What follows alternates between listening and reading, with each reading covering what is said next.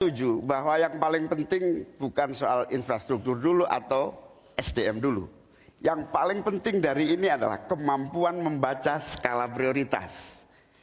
Seluruh proyek-proyek besar yang ambisius, ini IKN sebagai salah satu contoh saja, itu kalau hanya mengandalkan APBN hampir 500 triliun. Padahal 1% saja dari 400 sekian triliun itu untuk bangun jalan seluruh Kalimantan beres, membangun seluruh kota-kota di Kalimantan beres. Dan yang paling penting infrastruktur yang untuk SDM 3% aja dari seluruh anggaran IKN itu bisa membangun sekolah dengan baik di seluruh Kalimantan. Itu contoh kemampuan mengambil skala prioritas. Oleh karena itu skala prioritas sangat penting. Mohon tenang. Sekarang kita berikan kesempatan kepada Pak Gibran untuk menanggapi atas tanggapan yang sudah disampaikan. Silahkan. Baik, saya izin menanggapi Gus Muhaimin dulu. Saya ingat sekali. Ibu Henry Saparini untuk mengambil subtema, silakan Ibu. Dan silakan diperlihatkan kepada calon wakil presiden dan juga ke moderator.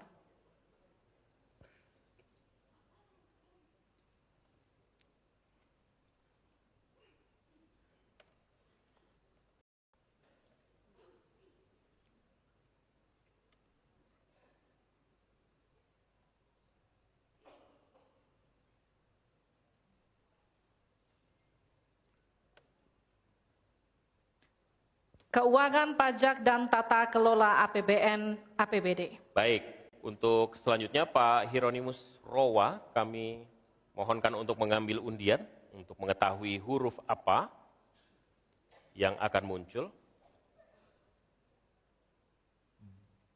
B, ya. Baik, terima kasih. Kita akan ambil dan buka amplop pertanyaan sesuai dengan undian dan silahkan, amplopnya masih tersegel. Kami ingatkan kembali, mohon disimak baik-baik, karena kami hanya akan membacakan pertanyaan satu kali. Pertanyaan untuk calon wakil presiden nomor urut 2, Bapak Gibran Rakabuming Raka. Untuk subtema keuangan, pajak, pengelolaan APBN dan APBD. Hanya sepertiga APBN yang dapat digunakan untuk membiayai pembangunan. Padahal janji kerja program paslon memerlukan biaya tinggi. Pertanyaannya, mana yang menjadi pilihan prioritas anggaran? Pembangunan infrastruktur fisik atau pembangunan kualitas SDM dan ekonomi rakyat? Waktu Bapak untuk menjawab 2 menit, kita mulai ketika Bapak mulai berbicara. Baik, terima kasih. Tidak semuanya harus menggunakan APBN. Contoh IKN. Banyak yang gagal paham. Tidak 100% pembangunan IKN itu menggunakan APBN. Yang digunakan hanya 20%. Sisanya adalah investasi dari swasta dan investasi dari luar negeri. Ini yang banyak yang gagal paham. Lalu kita mengacu ke pertanyaan, infrastruktur fisik atau SDM, dua-duanya penting. Dan dua-duanya harus dijalankan secara paralel. Karena sekali lagi, untuk menuju Indonesia emas dibutuhkan generasi emas. Kita butuh future talents yang menguasai future skills. Untuk itu, di tingkat SMK misalnya, kita perlu alat-alat yang ada di SMK itu bisa memenuhi kebutuhan zaman, kebutuhan industri. Sehingga ketika anak SMK lulus, mereka benar-benar bisa siap kerja, siap menerima tantangan kerja. Lalu, untuk fisik, tidak selalu harus dari APBN, sekali lagi. Bisa kolaborasi, misalnya dengan swasta, dengan CSR. Jadi tidak semuanya harus dibebani oleh APBN. Lalu, apa PR kita ke depan? PR kita ke depan harus bisa menambah penerimaan negara. Untuk itu, kami dari Paslon 2 akan membentuk lembaga badan penerimaan negara yang dikomandoi langsung oleh Presiden. Sehingga nanti ketika berkoordinasi dengan kementerian-kementerian, ini bisa lebih luas. Dan sekali lagi kita ingin menaikkan rasio pajak, sehingga penerimaan negara nanti bisa kita gunakan untuk pendidikan, untuk kesehatan, dan lain-lain. Terima kasih. Mohon tenang. Masih ada waktu. Terima kasih. Saatnya menanggapi Pak Mahfud. Waktu Anda 1 menit dimulai dari Anda menyampaikannya. Mas Gibran, saya sangat tertarik tentang IKN dan itu bagus. Harus kita laksanakan sebagai warisan dari Pak Jokowi.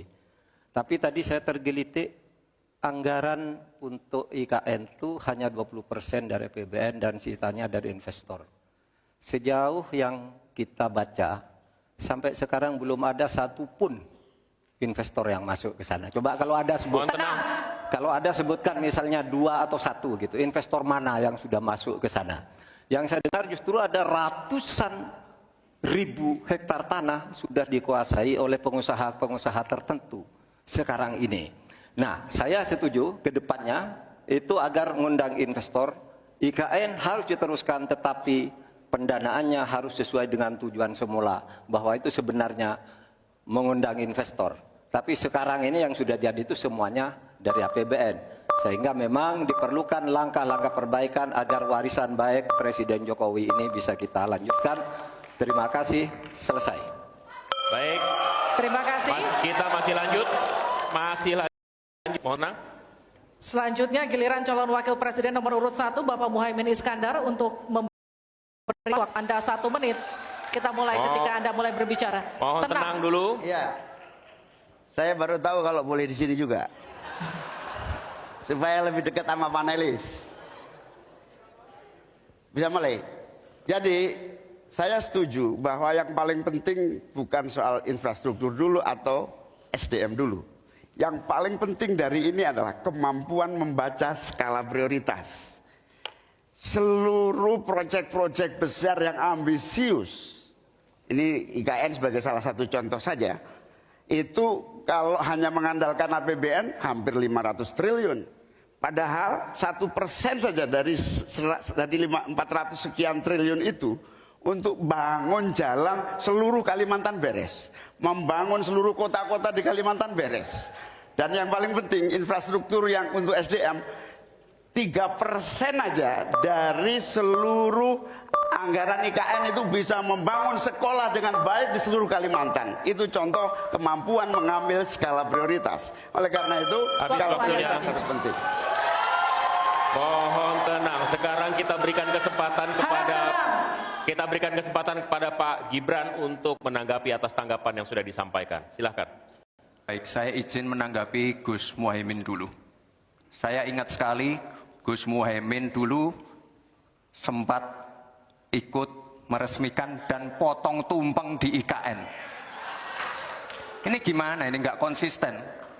Dulu dukung, sekarang nggak dukung karena menjadi wakilnya Pak Anies yang mengusung tema perubahan.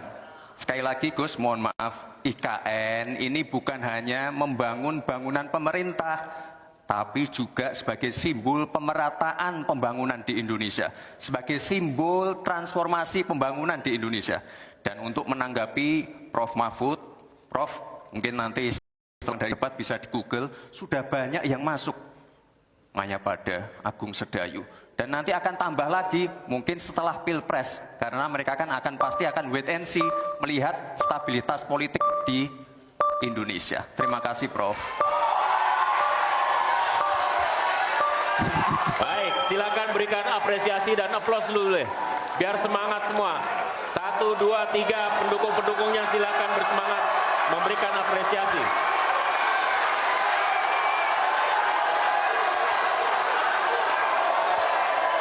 Kita masih akan lanjutkan debat ini di sesi selanjutnya, masih tentang uji panelis yang dilakukan dalam bentuk pertanyaan yang akan disampaikan. Tetaplah bersama kami di debat kedua calon wakil presiden pemilu 2024.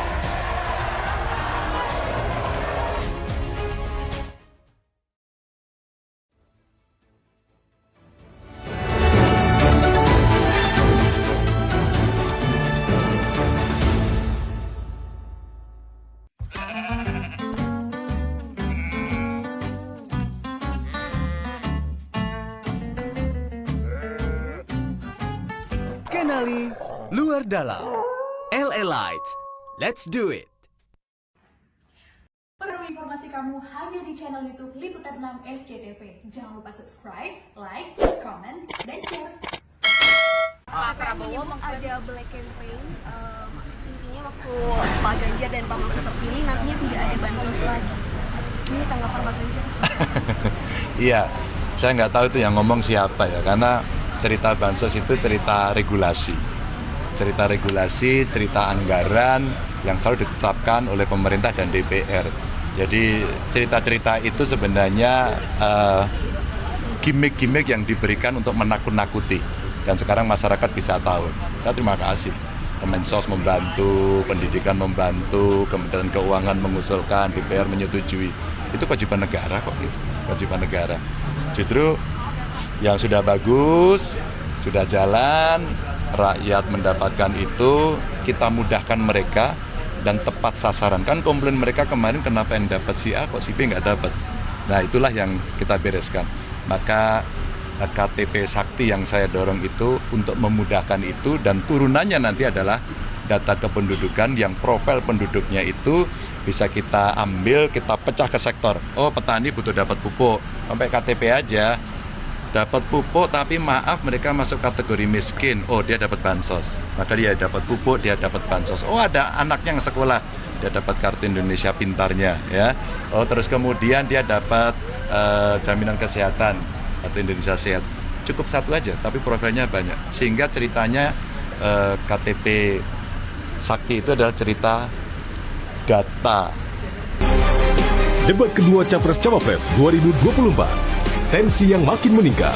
Adu gagasan kandidat pemimpin negara paling ditunggu, mengangkat tema keuangan, ekonomi, perdagangan, investasi pajak, pengelolaan APBN dan APBD, infrastruktur dan perkotaan.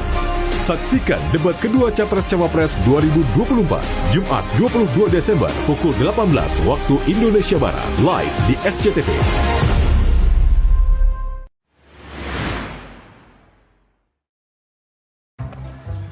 Berita kok isinya soal politik mulu sih. Ya iyalah, sekarang kan udah masuk tahun politik. Apalagi pemilu sebentar lagi. Memangnya pemilu tuh kapan sih? Aku lupa. Kamu lupa? Kamu kebanyakan baca berita gosip sih.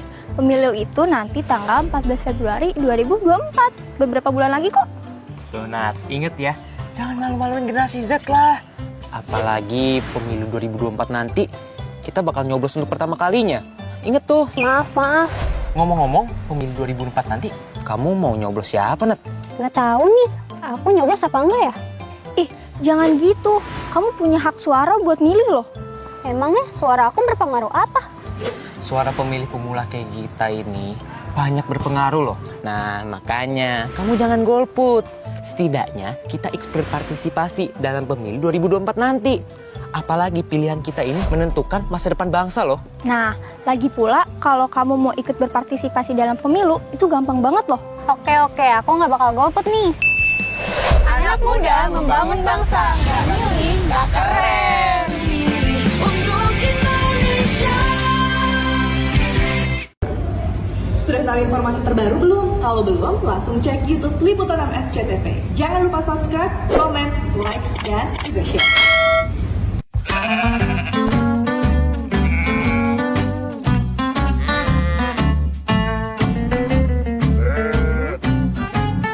Kenali luar dalam. LA Lights, let's do it.